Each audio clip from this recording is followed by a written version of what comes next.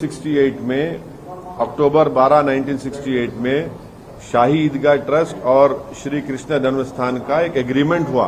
और शाही ईदगाह ट्रस्ट ये जो एग्रीमेंट श्री कृष्ण जन्मस्थान से किया उसका उनको अप्रूवल मिला उत्तर प्रदेश के सुन्नी वक्फ बोर्ड से। 19 प्लेसेस ऑफ वर्शिप एक्ट अभी भी है, पार्लियामेंट का कानून है, लॉ है 1991 का, जो ये कह दिया कि 15 अगस्त 1947 को बाबरी मस्जिद को छोड़कर जितने भी प्लेसेस ऑफ वर्शिप हैं, चाहे वो मुसलमान के हो, हिंदुओं के हो, ईसाइयों के हो, सिख के हो, उसको डिस्टर्ब नहीं करेंगे। और आखिरी बात यह है कि लीगल एक्सपर्ट्स ये उनका मानना यह है कि सिविल डिस्प्यूट में अगर कोई सर्वे होता है तो लास्ट रिसोर्ट होता है।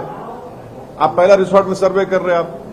हम उम्मीद करते हैं कि वहां की ईदगाह ट्रस्ट के लोग इस गलत ऑर्डर के खिलाफ वो अपील करेंगे और कोर्ट उस पर देखेगा। बीएचपी जिस तरीके से आपके ऊपर बयानबाजी कर रही है और आपको भड़काऊ भाईजान करके नाम दे रही है और इस मुद्दे को लेकर आगे बढ़ रही है, आप क्या नहीं, वो लोग तो यही चाहते हैं कि दोबारा मुल्क में विश्व हिंदू परिषद आरएसएस यही चाहती है, जिसमें बीजेपी भी शामिल है, कि दोबारा इस मुल्क में जो 1980s में और 90 में जो मुल्क में जो नफरत की फिजाएं उठी थी वही माहौल देखना चाहते हैं। और ये बड़ी हैरतअंगेज बात है कि बीजेपी सत्ता में है और